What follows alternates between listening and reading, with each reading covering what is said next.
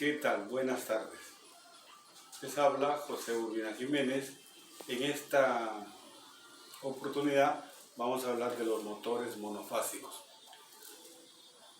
Quiero dejar claro que cuando hablamos de motores monofásicos nos estamos refiriendo a motores de inducción. No nos estamos refiriendo a las batidoras, licuadoras, ilustradoras, porque si bien es cierto, trabaja con dos fases, que sería el monofásico, la entrada y la salida de una y la salida de la otra, monofásico, no nos estamos refiriendo a eso, porque eso tiene otra clasificación, que son motores universales. De eso no vamos a hablar de los motores monofásicos, que tienen una fase, entra y sale. Estos motores monofásicos tenemos que ver que internamente tiene dos bobinas. No vamos a ver los tipos, la clasificación, la integridad o lo que tiene, con lo cual está construido la máquina de corriente alterna monofásica es un estator y un rotor.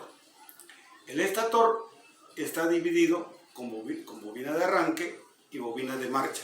La bobina de marcha también se conoce como bobina de trabajo y la bobina de arranque como bobina auxiliar. Aquí nos vamos a hablar de tipos, porque hay infinidad de tipos. Toda máquina monofásica tiene bobina principal y bobina auxiliar. Lo que sí tenemos que ver aquí es la placa de características para determinar lo importante. Este tiene una determinada marca, es un país de origen, en este caso es una marca Black Decker, dice que es de Gran Bretaña, tiene una tensión de 220 voltios, me desarrolla una potencia de 380 vatios, consume 3 amperios y trabaja con una frecuencia de 60 ciclos. Y me dice que funciona o desarrolla 3600 revoluciones por minuto. Hasta aquí vamos a tomar en consideración lo que dice la placa de características. Pero en realidad no es cierto, porque las únicas máquinas que me van a desarrollar 3600 revoluciones son las máquinas sincrónicas. Si yo considero aquí una velocidad sincrónica o la velocidad de flujo, tendría que ser las 3600, pero esta es la velocidad que me desarrolla en el eje. En el eje no voy a tener 3600 porque esta máquina va a tener un deslizamiento, una transformación. El flujo es 3600, pero la velocidad va a ser menor. Pero eso no lo vamos a considerar. Veamos la característica.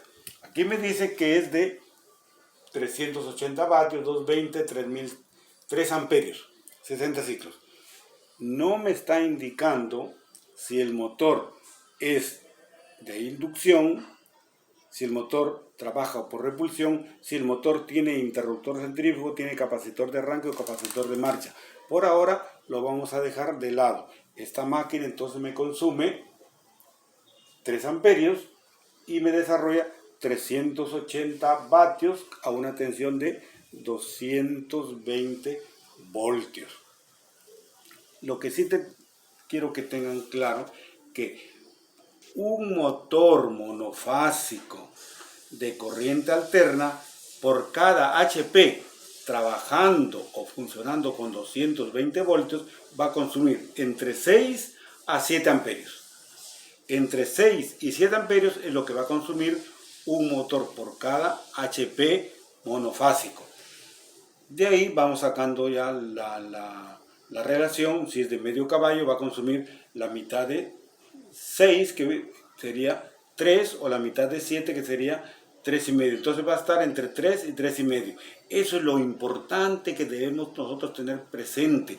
Cuánto me va a consumir una máquina para saber si esta máquina me está consumiendo más corriente. ¿Por qué me está consumiendo más corriente? Según lo que me dice la placa de características. De repente le he puesto un conductor demasiado grueso, el capacitor que le estoy poniendo es de demasiada capacidad, la carga que le estoy aplicando es demasiada a la potencia que va a desarrollar esta máquina. Veamos otro tipo de máquina y vamos relacionando lo que hemos dicho de este motor.